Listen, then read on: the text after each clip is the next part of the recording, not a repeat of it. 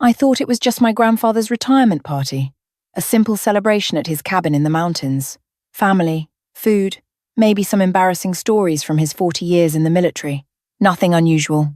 Nothing that would make my detective husband grab my hand under the table and whisper 5 words that made my blood run cold. We need to leave, now. But I'm getting ahead of myself.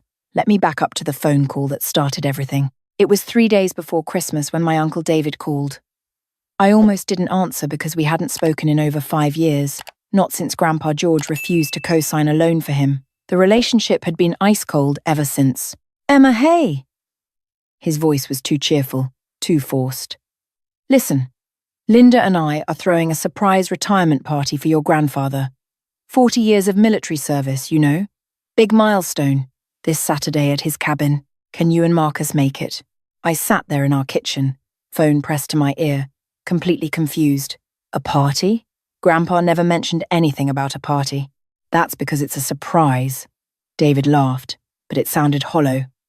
"You know how he is. Never wants a fuss. But 40 years, Emma. He deserves this. Plus, it's been too long since we've all been together. Family should be together for the holidays, right?" Something felt off. My grandfather wasn't the type to enjoy surprises. And David suddenly playing the family card after 5 years of silence. I glanced at Marcus, who was reading the morning paper at our kitchen table. He looked up, probably sensing my tension. "I'll have to check with Marcus," I said carefully. "Great, bring him." Tyler's been asking about him anyway. "My boy wants to hear some detective stories." Another forced laugh. "Saturday at 3. The cabin. Don't tell George, okay? Surprise."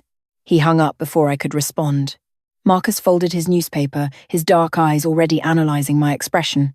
After 12 years together, he could read me like one of his case files. "What's wrong?" "That was Uncle David. He's throwing a surprise party for Grandpa at the cabin.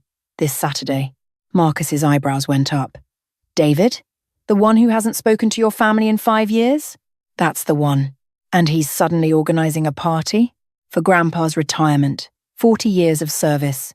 Marcus stood up, walking over to lean against the counter next to me. "What does your gut tell you?" That was the thing about being married to a detective. He'd trained me over the years to trust my instincts, to notice the details that didn't add up. And right now, everything about that phone call felt wrong. "My gut says something's off," I admitted. David sounded weird. Too enthusiastic. "And why the cabin?" "It's December. It's freezing up there. Why not his house? Or a restaurant?" "The cabin's isolated," Marcus said quietly. 45 minutes from town. No close neighbours. A chill ran down my spine that had nothing to do with the winter weather. "You think something's wrong?" "I think we should go. But we stay alert." He cupped my face gently. "Your grandfather raised you when your mum died. If David's planning something, you deserve to be there to stop it." I called Grandpa that night, just to check in. We talked every few days anyway. I was his only grandchild, the daughter his daughter never got to fully raise. He'd stepped in when I was 7, gave me stability, love, everything. "How are you feeling, Grandpa?" I asked, listening carefully to his voice. "Never better, sweetheart.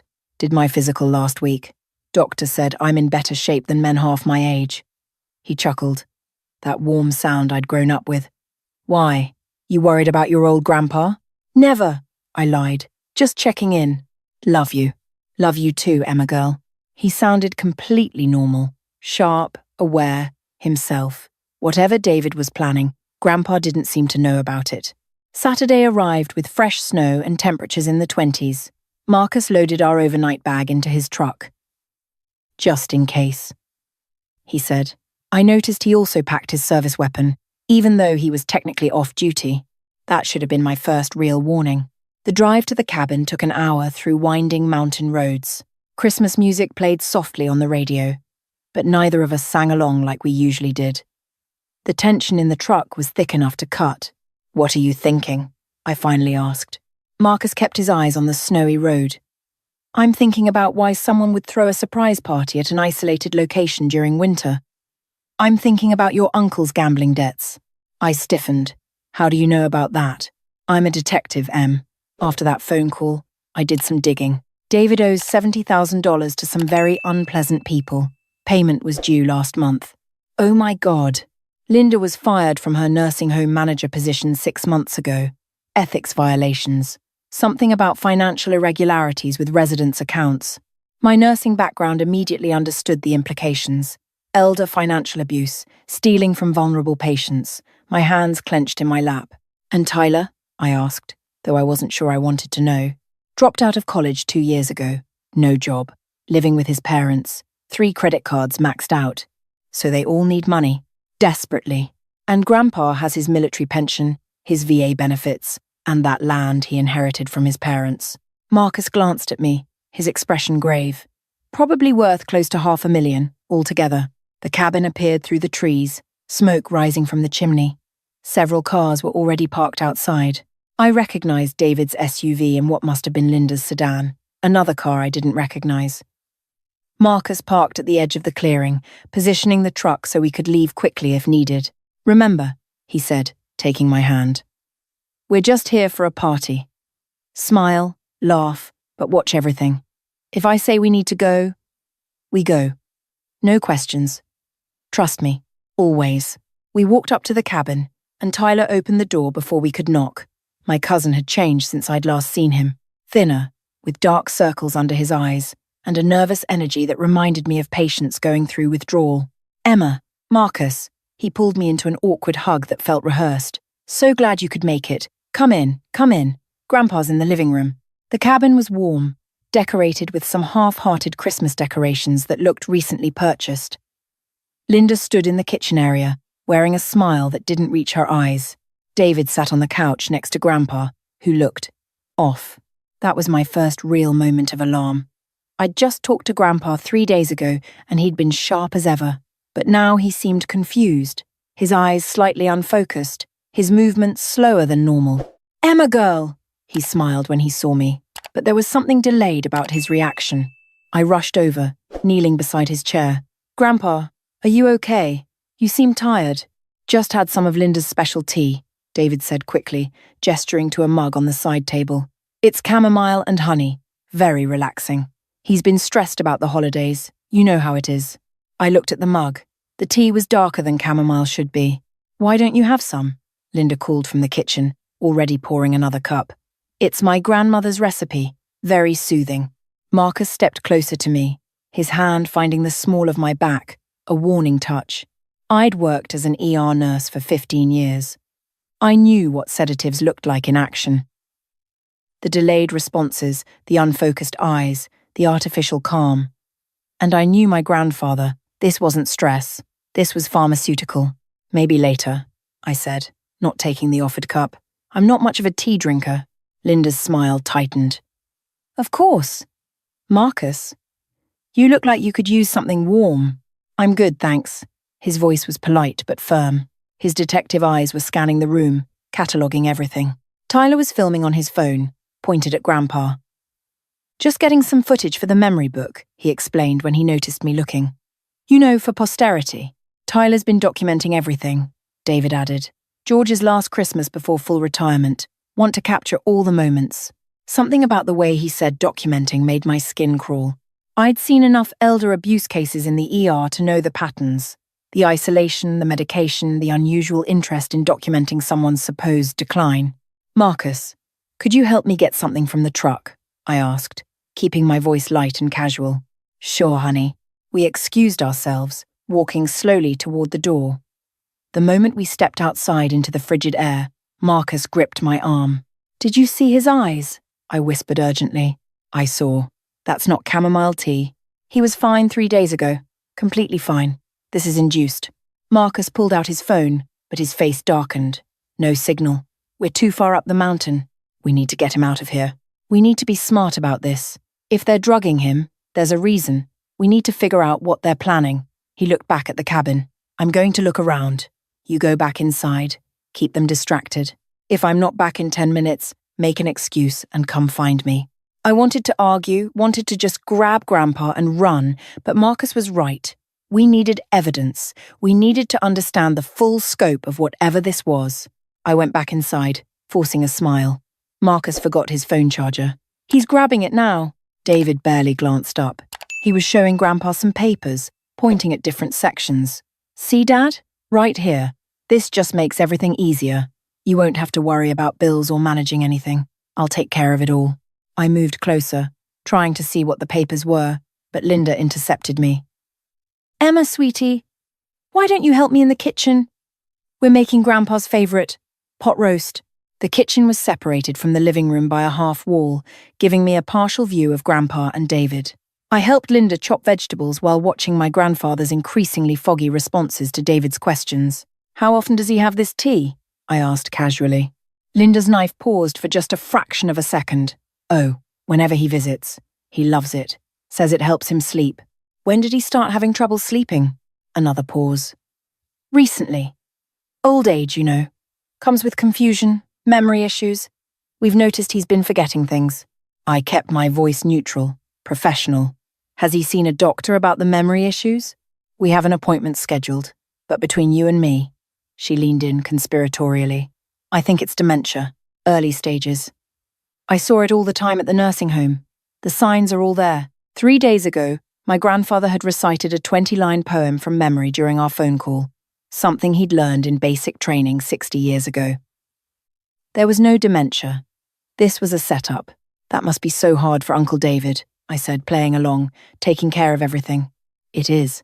That's why we're helping George get his affairs in order. Power of attorney, medical directives, financial management. It's better to do it now while he can still sign documents, you know, before he gets too far gone.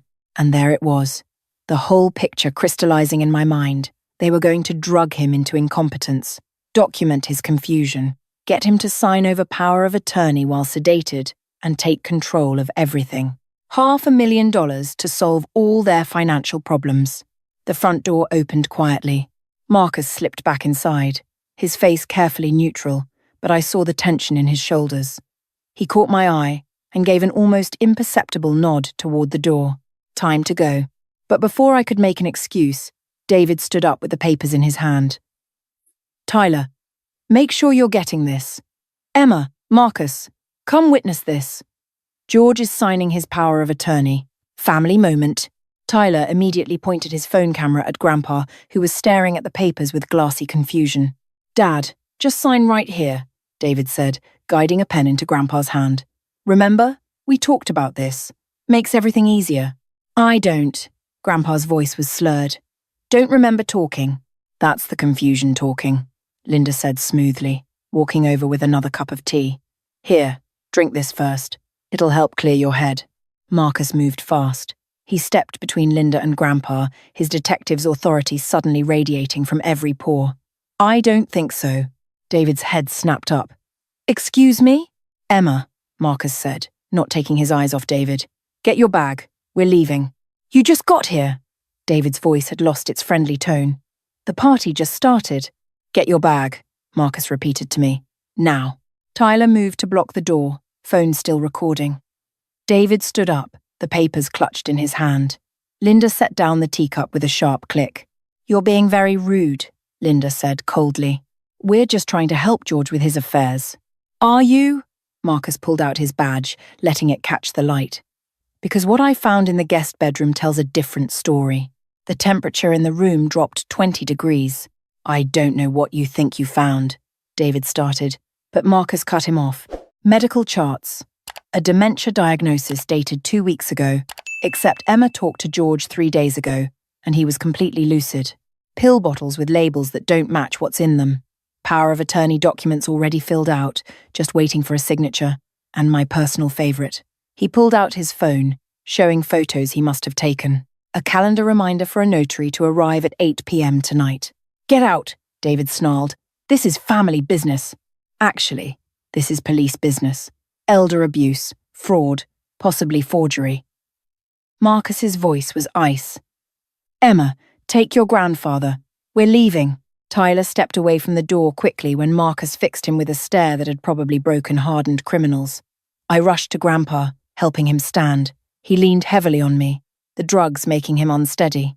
Emma, girl? He murmured, confusion and fear in his voice. What's happening?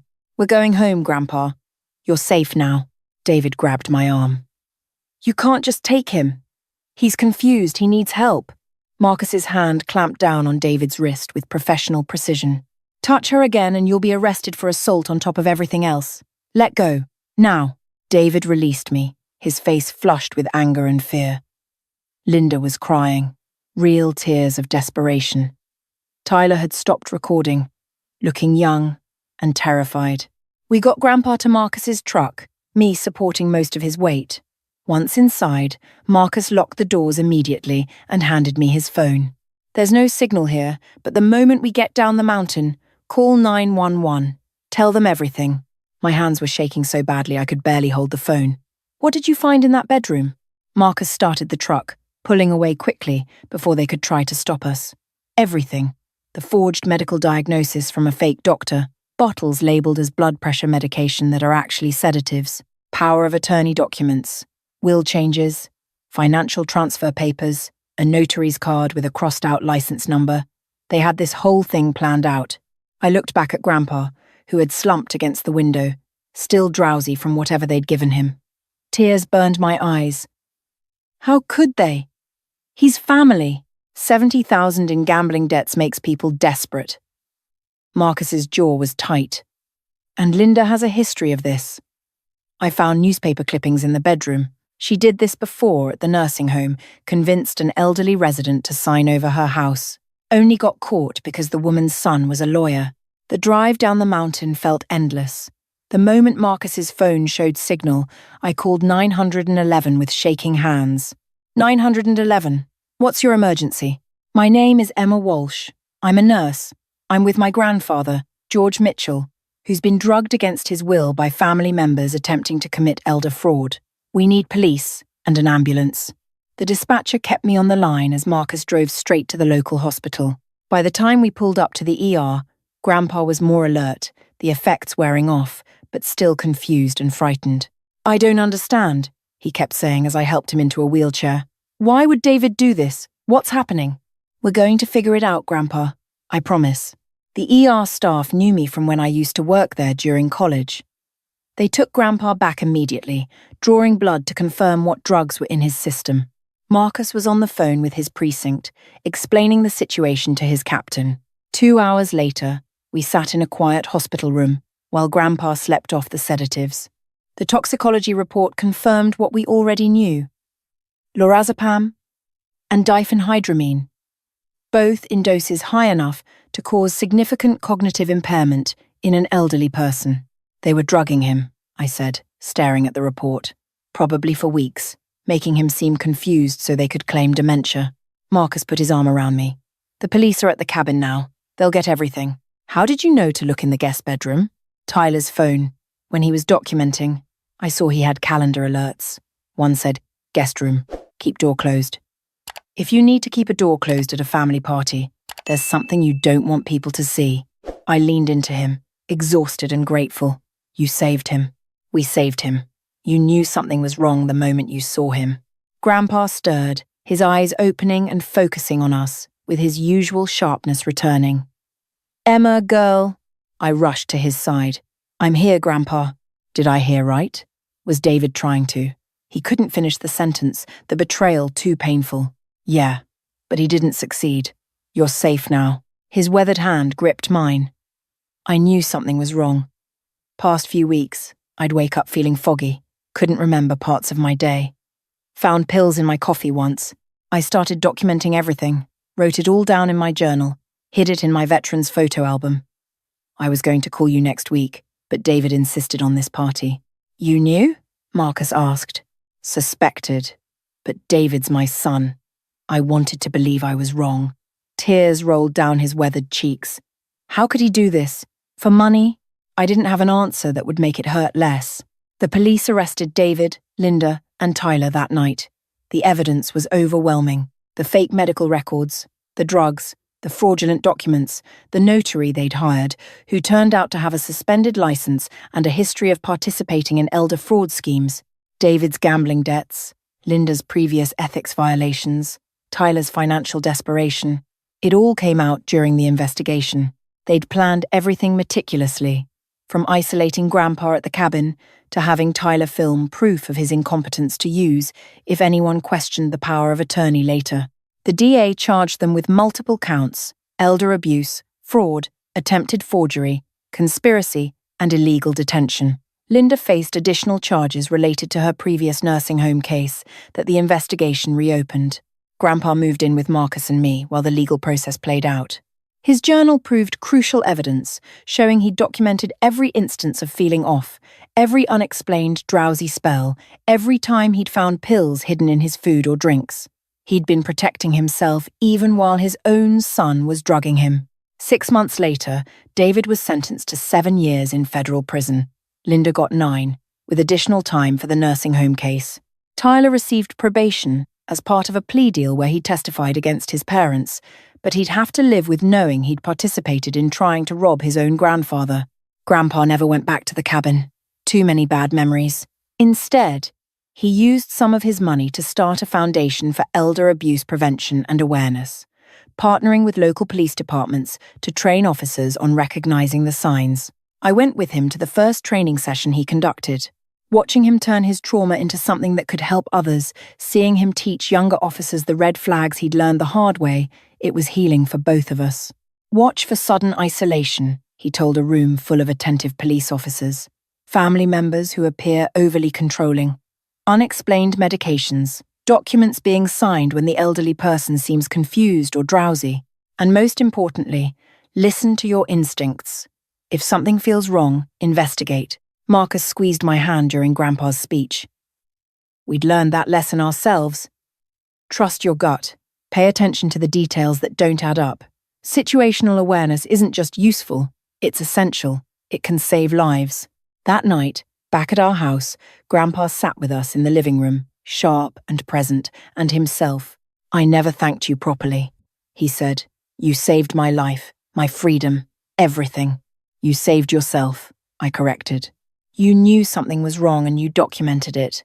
You left yourself clues. You were protecting yourself even when you were drugged. But you acted on it. When you saw me in that chair, you knew. Your medical training, Marcus's detective instincts. You didn't second-guess yourselves. Marcus leaned forward. Can I ask you something? Why didn't you call us earlier? When you first suspected? Grandpa was quiet for a long moment. Because I wanted to be wrong. I wanted to believe my son wouldn't do that to me, that my family wouldn't choose money over me. He wiped his eyes. Turns out wanting something doesn't make it true. But we're family too, I said softly. And we chose you. We'll always choose you. He pulled me into a hug, and I felt like I was 7 years old again.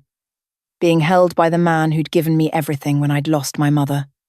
The man who'd raised me, loved me, protected me. The man I'd now protected in return.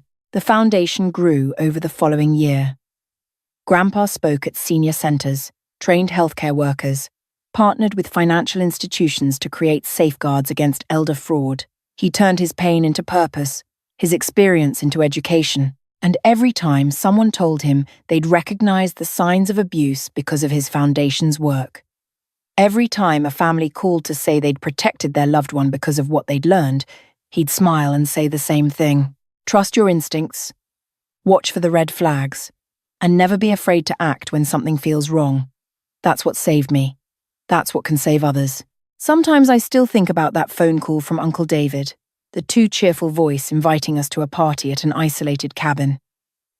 If Marcus hadn't been there with his detective's paranoia, if I hadn't been a nurse who could recognize drugging when I saw it, if we'd ignored our instincts and just gone along with the family celebration, but we didn't. We trusted our gut. We paid attention to the details that didn't add up. And we acted, because sometimes the most dangerous people aren't strangers in dark alleys. Sometimes they're the ones sitting across from you at a family party, smiling while they hand you poisoned tea, asking you to sign documents that will rob you of everything. And sometimes the only thing standing between an elderly person and complete financial ruin is someone who notices the signs and refuses to look away. Grandpa George is 83 now, still sharp as ever, still running his foundation, still teaching people to recognize the warning signs that almost destroyed his life. And every time I visit him, I'm reminded that family isn't just about blood. It's about who shows up, who pays attention, who chooses you when it matters most. And I'm grateful every single day that we showed up in time.